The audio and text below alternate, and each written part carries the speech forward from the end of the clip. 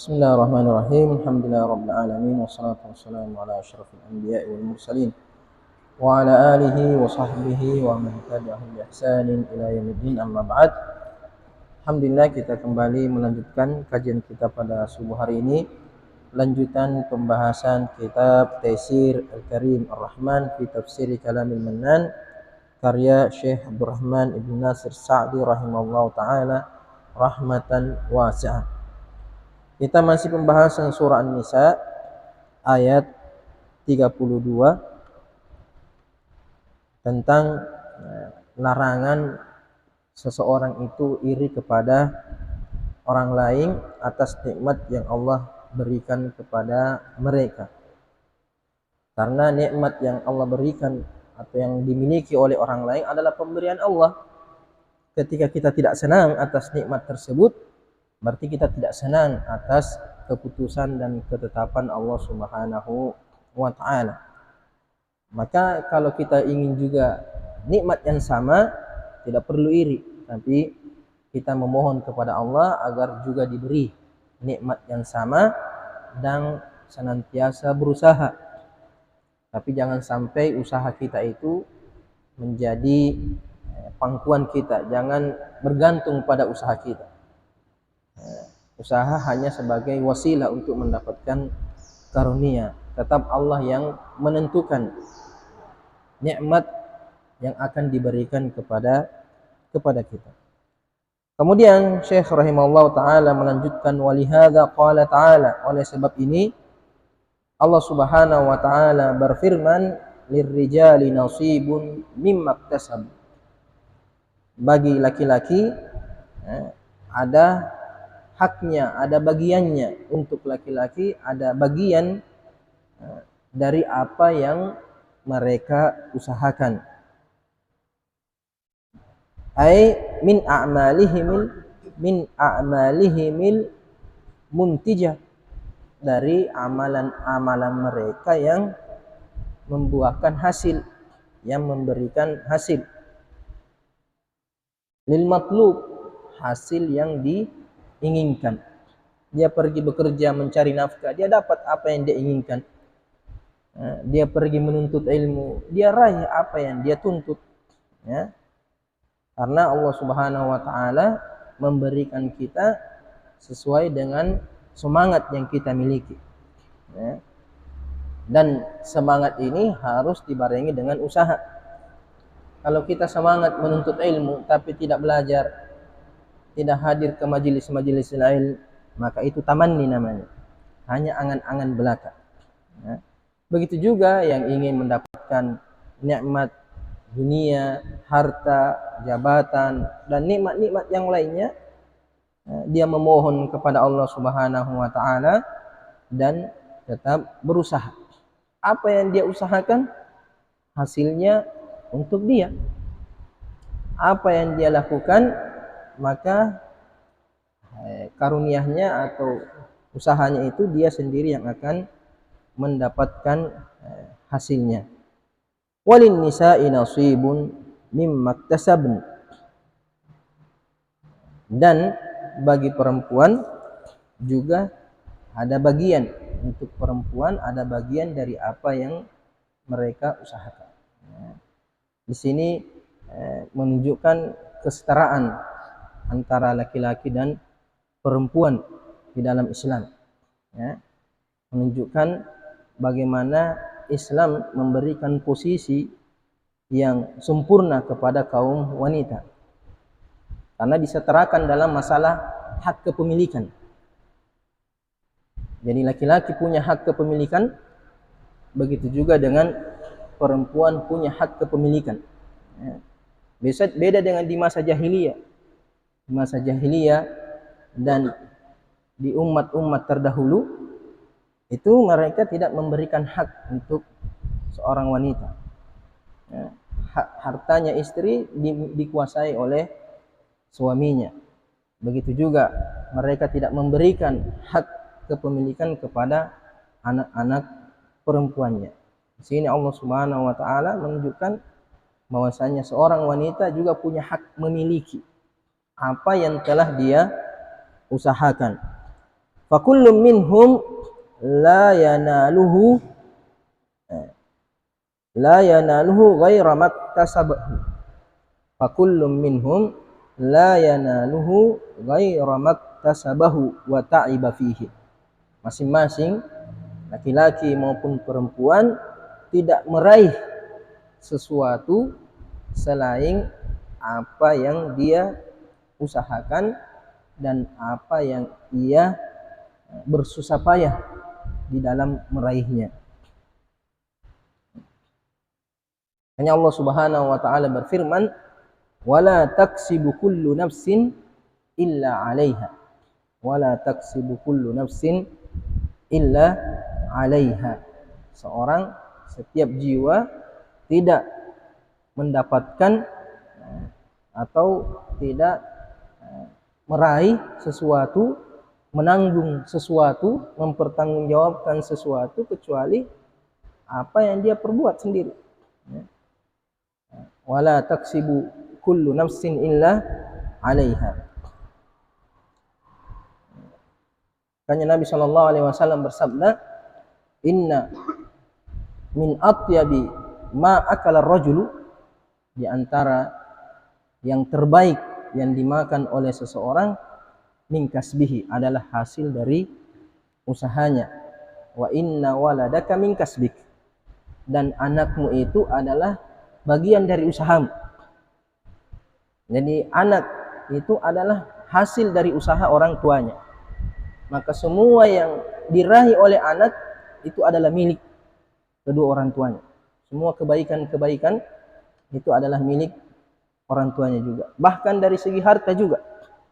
Ada seorang anak datang mengeluh kepada orang tuanya, pada Nabi, mengeluhkan orang tuanya.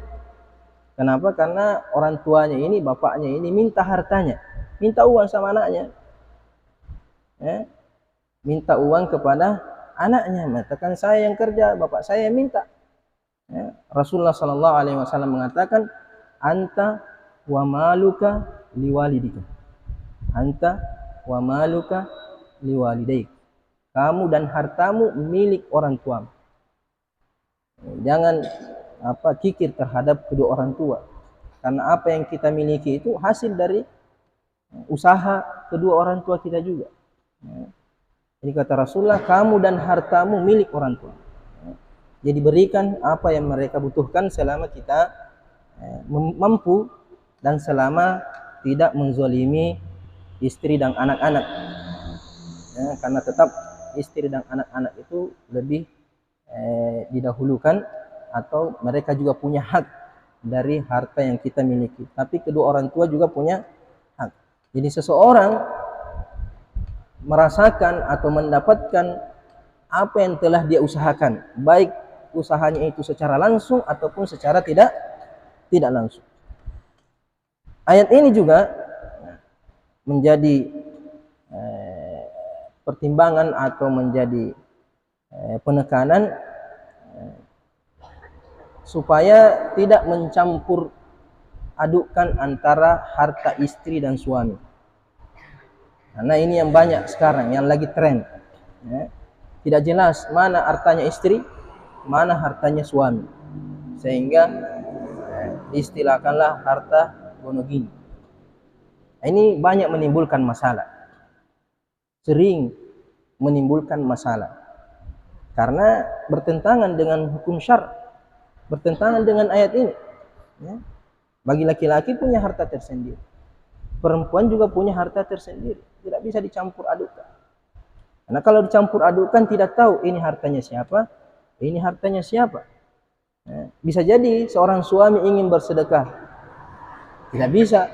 Kenapa? Karena harus persetujuan istrinya. Begitu juga sang istri bisa jadi ingin bersedekah, tapi tidak bisa kecuali harus persetujuan suaminya. Kemudian jadi masalah ketika wafat. Ketika wafat hartanya dibagi dua. Padahal belum tentu, bisa jadi suaminya lebih banyak penghasilannya daripada istrinya, bisa jadi juga istrinya lebih banyak penghasilannya daripada suaminya. Ketika dibagi dua, maka itu terjadi kezaliman. Terjadi penzaliman terhadap ahli warisnya. Maka seharusnya setiap pasangan punya harta yang jelas. Mungkin ada harta yang kita beli bersama, tapi harus diperjelas ini milik siapa. Harus diperjelas itu milik siapa, atau minimal persentasinya ada. Minimal persentasinya ada supaya tidak menimbulkan perselisihan, perpecahan di hari kedepannya. Tidak boleh istri menguasai harta suaminya. Katakan semua gajimu harus saya lihat. Tidak boleh ada. Nanti kamu kawin lagi. Takut suaminya kawin lagi. Begitu juga terkadang suami itu mengambil semua hasil usaha istrinya. Seumpamanya istrinya punya pekerjaan juga, dia mengambil semua harta istri. Tidak boleh. Bagaimanapun kayanya istri, bagaimanapun miskinnya suami, tidak boleh suami mengambil harta dari istrinya kecuali atas seizinnya. Kemudian Allah Subhanahu wa taala berfirman, was'alullaha min fadlihi. Minta saja kepada Allah Subhanahu wa taala, jangan cemburu ketika suamimu bekerja, dia punya banyak uang, dia bebas membeli apa saja yang dia mau, sedangkan kamu hanya diberikan sebagian saja. Kamu cemburu, kamu juga ingin keluar, kamu juga ingin mencari nafkah padahal kebutuhanmu sudah dipenuhi oleh suamimu.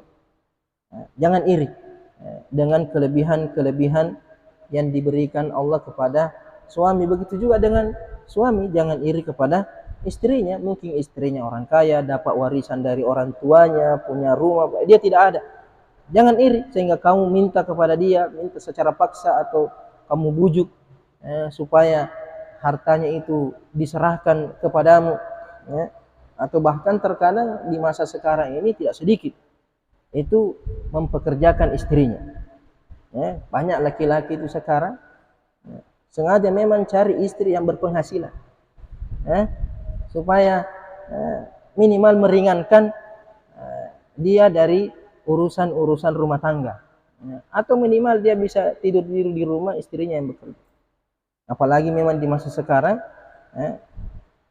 peluang kerja perempuan itu lebih banyak, peluang kerja untuk perempuan lebih banyak, karena di antara syaratnya itu harus good looking, harus menawan, harus ganteng. Nah ini susah laki-laki, makanya laki-laki banyak juga yang pakai MS Glow dan semuanya supaya kelihatan cantik, looking juga, karena tidak dipakai kalau tidak seperti itu. Jadi hati-hati. Dan banyak sampai kepada saya curhat-curhat atau minta-minta nasihat, itu masalah keluarganya dari situ. Dia memang niatnya menikahi istrinya itu karena penghasilannya, mencari yang PNS, cari yang ada usahanya, cari yang bisa bekerja. Belakang-belakangnya, ujung-ujungnya terjadi perpecahan.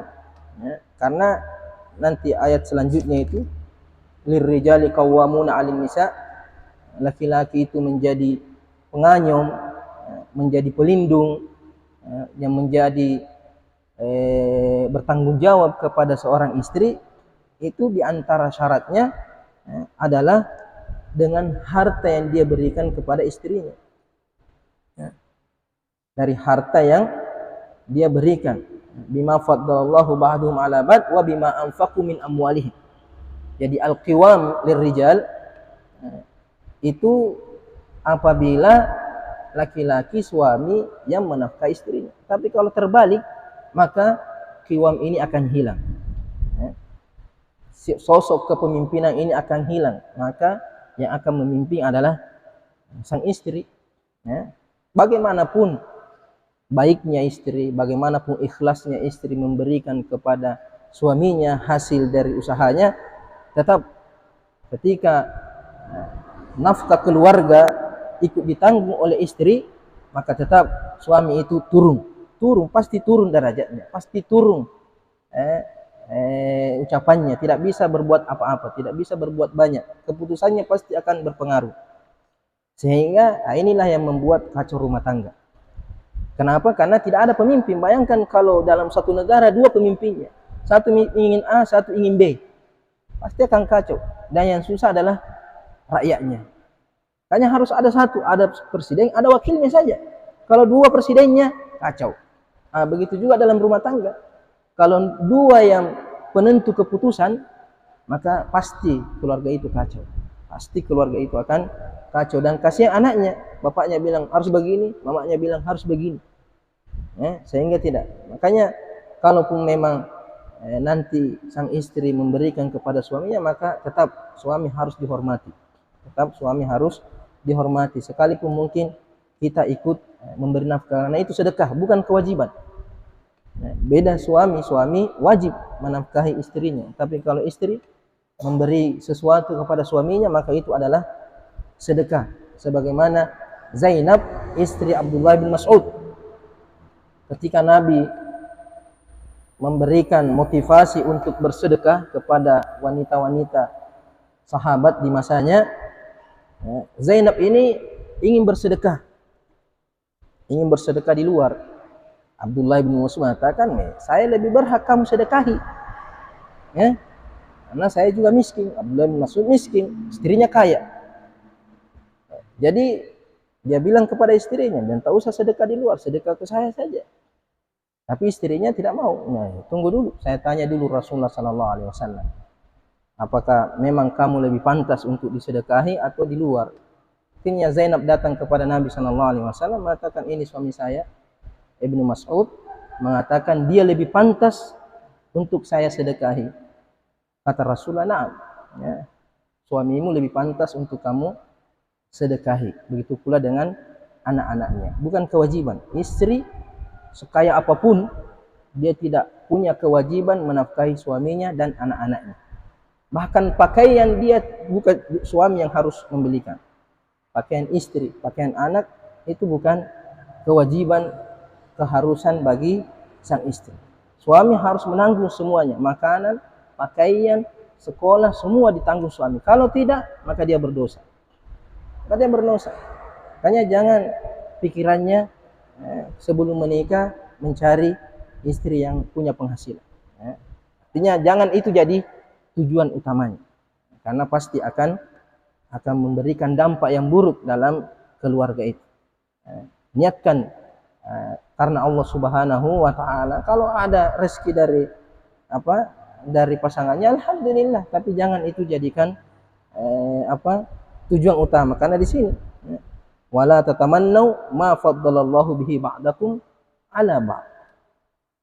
Was'alullaha min fadlih, tapi mintalah kepada Allah. Jangan bergantung kepada manusia. Mungkin penghasilan kita tidak cukup atau penghasilan kita pas-pasan, tapi jangan berharap kepada manusia. Berharap kepada Allah Subhanahu wa taala. Allah yang akan memberikan karunia-karunia-Nya. Tapi kalau kita bergantung kepada manusia, kau bergantung kepada penghasilan istrimu, maka rezekimu tidak akan bertambah. Man tawakkala ala syai'in wukila ilaihi, kata Rasulullah. Siapa yang bergantung kepada sesuatu, tidak bergantung kepada Allah, maka Allah akan menyerahkan dia kepada tempat bergantungnya. Ini ambil saja. Kalau kamu tidak menginginkan saya, minta saja kepada selain saya, apa yang bisa dia berikan kepadamu. Tapi saya mengatakan was'alullaha min fadli. Minta kepada Allah. Kalau memang tidak cukup, minta kelebihan dari Allah Subhanahu wa taala. Makanya Ali bin Abi Thalib radhiyallahu taala anhu ini pernah berkata kepada sahabatnya, kepada temannya, mengatakan ada doa yang pernah diajarkan Nabi sallallahu alaihi wasallam kepadaku. Maukah kamu saya ajarkan doa yang pernah diajarkan oleh Nabi sallallahu alaihi wasallam kepadaku? Kalau kamu punya utang sebesar gunung Sabir ini gunung yang besar yang ada di kota Madinah, maka Allah akan melunasinya. Allah akan melunaskan utangmu itu kalau kamu baca doa itu. Artinya doa ini dibaca untuk mendapatkan, meminta karunia dari Allah Subhanahu wa taala. Apa itu doa yang diajarkan Nabi kepada Ali bin Abi Thalib? Mengatakan, Allahumma kfini bihalalika an haramika waghnini bifadlika amman siwak. Allahumma kfini bihalalika an haramik. Ya Allah, cukupkan aku dengan rezekimu yang halal dan jauhkan saya dari rezekimu yang haram. Jangan karena sempitnya rezeki sehingga kita mengejar yang haram, merasa bahwa pintu-pintu rezeki yang halal ini terlalu sulit, terlalu sempit, sehingga kita berusaha membuka pintu rezeki dari jalan yang haram. Hanya Rasulullah mengatakan, la yahmilannakum istibta'ur rizqi an tatlubahu bi ma'siyatillah. La yahmilannakum istibta'ur rizqi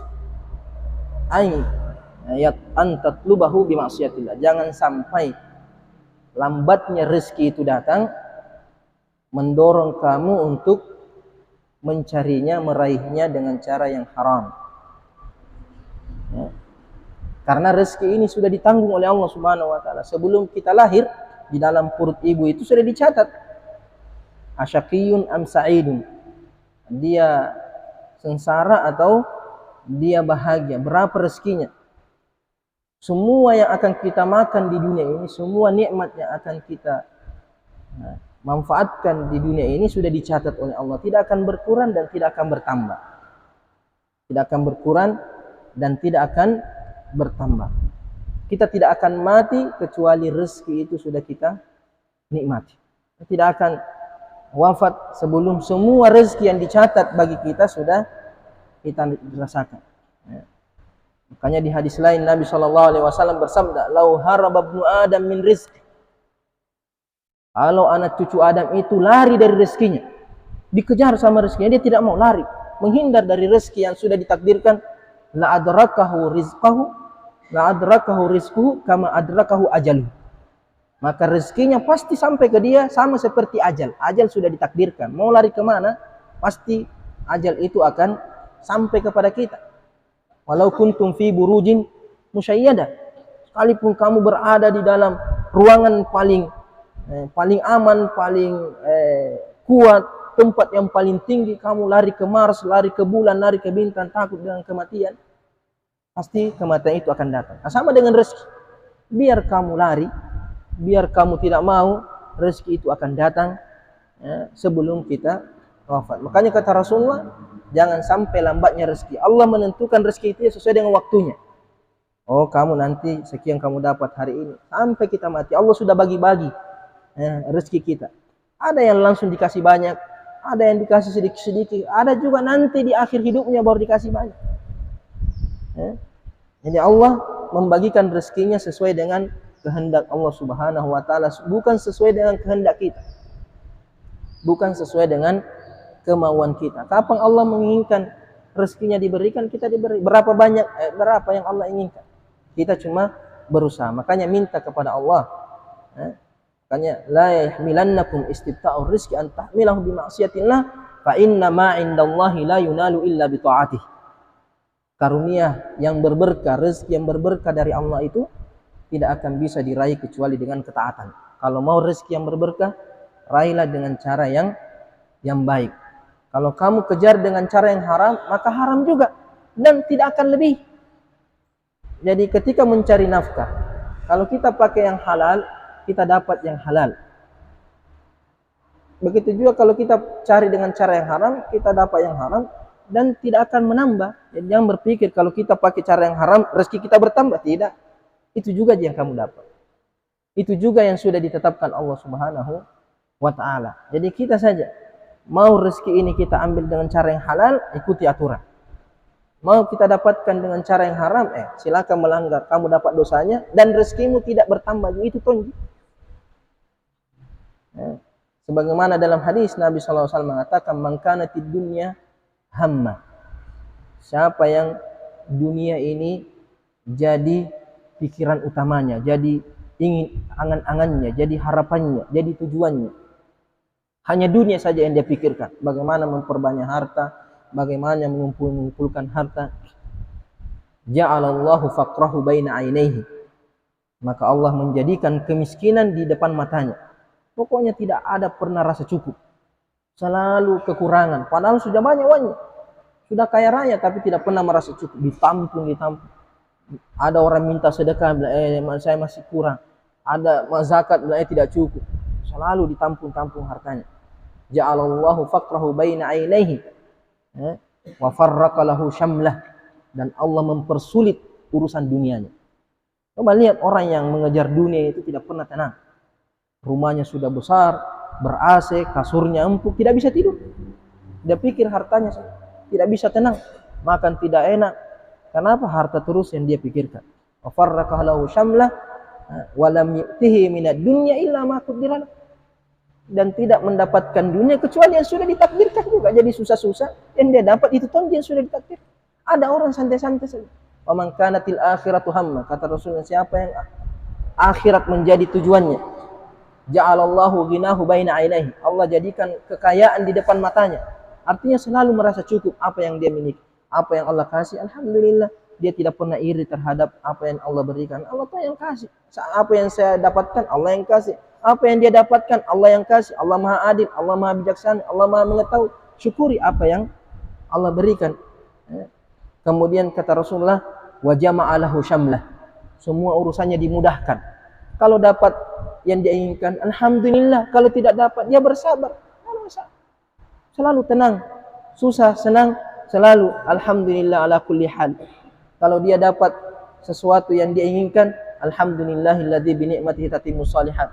Kalau dia dapat sesuatu yang tidak menyenangkan, alhamdulillah ala kulli hal, jadi selalu tenang hatinya. Kemudian saya mengatakan wa atatkud dunya wa hiya raghimah. Dan dunia akan datang kepada dia sekalipun dia tidak mau. Dia malah cukup ini, tapi terus bertambah. Ya Allah sudah cukup, dia tambah. Makanya dia bersedekah terus. Kenapa? Karena merasa bahwa harta yang dia miliki sudah terlalu banyak. Maka dia bagi, justru bertambah terus. Sedangkan yang kikir ini, dia tumpuk-tumpuk tidak cukup terus. Kenapa? Dia lihat terus lebih banyak uangnya dia, mau tumpuk-tumpuk. Jadi tidak cukup terus. Sehingga ketika diminta zakatnya tidak mau, diminta sedekah tidak mau, karena selalu merasa tidak cukup, sehingga rezekinya dipersempit, sehingga dirinya dipersulit, rezekinya tidak berberkah, sehingga tidak mendapatkan kebaikan dari apa yang dia miliki. Jadi minta kepada Allah, Allahumma kfini bihalalika an haramik wagnini bifadlika amman siwak. Jadikan saya senantiasa cukup, merasa cukup dengan karuniamu, sehingga tidak membutuhkan selain darimu, tidak bergantung kepada orang lain. Cukuplah Allah. Hasbiyallah wa ni'mal wakil. Cukuplah Allah yang memberikan segala yang saya butuhkan di dunia dan di akhirat. Wa ni'mal wakil, dan sebaik-baik yang memberi tanggungan, sebaik-baik yang menanggung urusan kita adalah Allah Subhanahu wa ta'ala. Maka jangan sampai kamu bergantung kepada orang lain, bergantung kepada Allah. Ai min jami'i masalihikum fid dini wad dunya. Mintalah karunia kepada Allah dari seluruh maslahat-maslahat kalian dalam urusan di agama dan urusan dunia. Minta kepada Allah seluruh yang kita inginkan, baik dalam urusan dunia ataupun dalam urusan agama, urusan dunia dan akhirat. Fahadha kamalul abdi. Maka ini adalah kesempurnaan seorang hamba, wa unwanu sa'adatihi, dan tanda kebahagiaannya. Ketika dia tidak punya tempat bergantung kecuali Allah Subhanahu wa ta'ala, tidak punya tempat berharap kecuali Allah Subhanahu wa ta'ala, maka dia akan senantiasa bahagia. Tapi kalau kamu bergantung kepada manusia, susah hidupmu itu. Manusia tidak ada yang bisa memenuhi kebutuhan. Kau bergantung kepada istrimu, kau bergantung kepada suamimu, mengatakan, kalau bukan suamiku, maaf aku makan. Kalau bukan istriku, maaf aku makan. Tidak. Bergantung kepada Allah. Allah yang akan memberikan rezeki melalui siapa saja, melalui pintu-pintu siapapun. Karena banyak-banyak orang yang melanggar hukum-hukum Allah karena dia bergantung kepada selain Allah. Menganggap bahwa rezekinya itu ditanggung oleh bosnya. Pedagang menganggap rezekinya itu ditanggung oleh pembeli. Sehingga demi pembeli, dia abaikan perintah-perintah Allah. Dia abaikan larangan-larangan Allah karena menganggap rezekinya dari bosnya. Jadi kata bos lebih didahulukan daripada perintah-perintah Allah Subhanahu wa ta'ala. Tapi orang yang menggantungkan urusannya kepada Allah, maka dia senantiasa mengejar keridaan Allah. Karena Allah Subhanahu wa ta'ala akan memberikan yang terbaik kepada hamba-hambanya yang taat beribadah. La man yatrukul amal aw yattakilu ala nafsi. Tidak kepada orang yang meninggalkan amal, tidak mau bekerja, selalu mengharapkan dari orang, selalu ingin diberi, selalu ingin ditanggung tanpa ada usahanya. Aw yattakilu ala nafsi, atau dia berpangku pada dirinya, merasa bahwa dirinya lah yang memberikan apa yang dia inginkan. Kalau saya tidak bekerja, saya tidak akan dapat apa-apa. Ini biasanya orang sering kecewa, merasa bahwa kalau saya kerja keras, saya akan dapat banyak. Kalau saya tidak kerja, saya tidak dapat. Wah, lupa bahwa yang membagi-bagi rezeki adalah Allah, bukan usaha kita. Usaha ini hanya bentuk ibadah kepada Allah Subhanahu wa ta'ala, sebagai wasilah saja. Mencari nafkah itu ibadah, wasilah untuk mendapatkan karunia dari Allah. Bukan dia yang memberikan rezeki, bukan usaha kita yang memberikan kita rezeki. Buktinya apa? Betapa banyak orang yang 24 jam bekerja, dia dapat sedikit. Ada orang duduk-duduk saja, dia dapat banyak. Seandainya kita yang menentukan rezeki, berarti semua orang yang kerja keras itu harusnya banyak dapat. Tuh. Tapi ada orang duduk-duduk saja dapat. Bahkan belum lahir sudah dapat harta warisan. Ada orang tidur-tidur saja dapat rezeki. Itu karena yang membagi-bagi rezeki adalah Allah Subhanahu wa taala. Usaha ini hanya bentuk ikhtiar ibadah, kita melakukannya karena Allah Subhanahu wa taala, sehingga usaha ini jangan sampai bertolak belakang dengan pemberi rezeki, pemberi nikmat itu. Au yattakilu ala nafsihi ghairu muftaqirin li rabbih. Tidak mengharapkan karunia kepada Tuhannya, tidak membutuhkan Tuhannya, merasa bahwa bukan Tuhan, bukan Allah yang memberikan dia rezeki, merasa dirinya yang mendatangkan rezeki. Au yajma'u bainal amrayn. Ada juga orang menggabungkan dua-duanya, bergantung kepada orang lain, tidak mau bekerja dan merasa dirinya itu atau dia tidak membutuhkan Allah Subhanahu wa taala. Sudah miskin dalam urusan dunia, miskin lagi dalam urusan akhirat. Sudah tidak ada pekerjaannya di dunia, tidak mau juga beribadah kepada Allah Subhanahu wa taala. Tidak ada pekerjaannya, di rumah saya tidur, tidak juga ke masjid, tidak juga salat, tidak juga berdoa. Jadi bergantung kepada manusia dan tidak berharap kepada Allah Subhanahu wa taala. Fa inna hadza makhlulun khasirun. Makhlulun khasirun. Maka ini adalah orang yang hina dan merugi. Orang yang berpangku pada dirinya atau orang yang berpangku kepada selain Allah, tidak mengharapkan karunia dari Allah, tidak meminta kepada Allah, maka adalah orang yang hina dan merugi. Wa qauluhu, dan firman Allah Subhanahu wa taala, innallaha kana bikulli syai'in alima. Sesungguhnya Allah mengetahui segala sesuatu. Fayu'ti man ya'lamu ahlal lidzalik. Allah memberikan karunia-Nya kepada siapa yang Allah ketahui bahwa dia berhak. Jadi Allah memberikan karunia-Nya kepada orang yang berhak. Allah membagi-bagi rezeki sesuai dengan ilmu dan hikmahnya. Jadi jangan pernah berpikir bahwa Allah menzalimi seseorang dengan rezekinya. Kenapa dia dikasih sedikit? Allah Maha tahu, itu yang pantas untuk dia. Kenapa ini dikasih banyak? Allah Maha tahu, ini yang pantas untuk diberikan kepada dia. Karena harta ini belum menjadi ukuran dia itu disenangi. Bisa jadi ada orang dikasih sedikit tapi berberkah, ada dikasih banyak tapi hanya membinasakan dirinya sendiri. Allah Maha tahu siapa yang pantas diberikan nikmat yang berberkah sekalipun sedikit, dan siapa yang berhak diberikan harta yang berlimpah tapi hanya menjadi musibah saja. Makanya dalam hadis Nabi SAW mengatakan, idza ra'aita ar-rajula, idza ra'aita Allah yu'ti al-'abda minad dunya wa huwa ala ma'siyatin.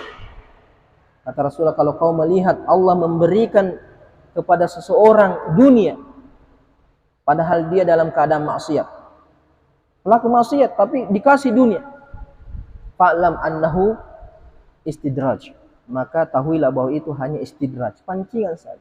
Diberi, ambil makan semua di dunia. Kemudian Rasul mengatakan hatta idza farihu bima utu akhadnahum bakta falamma nasu ma dzukiru bi fatahna alaihim abwaaba kulli syai hatta idza farihu bima utu akhadnahum bakta.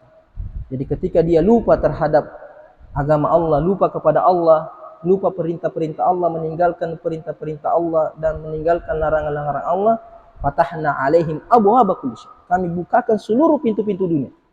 Semua dunia yang dia inginkan diberi. Hatta idza farihu bima utu, ketika dia sudah gembira, nah kita tidak beribadah dapat juga. Kamu rajin beribadah tapi tidak dapat. Saya pakai cara yang haram, justru banyak. Kamu pakai yang halal, sedikit, kenapa? Siapa suruh? Terlalu jujur kamu. Tentang kamu terlalu jujur. Hatta idza farihu bima utu akhadnahum baghta, maka kami ambil siksa dia dengan tiba-tiba. Wa yamna'u man ya'lamuhu ghaira mustahaqqin, dan Allah tidak memberi kepada seseorang yang Allah tahu bahwa dia tidak berhak mendapatkan lebih dari apa yang Allah takdirkan. Ini penjelasan ayat ke-32 dari surah An-Nisa atau 33. 32. Insyaallah nanti kita lanjut pada pertemuan berikutnya. Subhanakallahumma bihamdik asyhadu an la ilaha illa anta astaghfiruka wa atubu ilaik.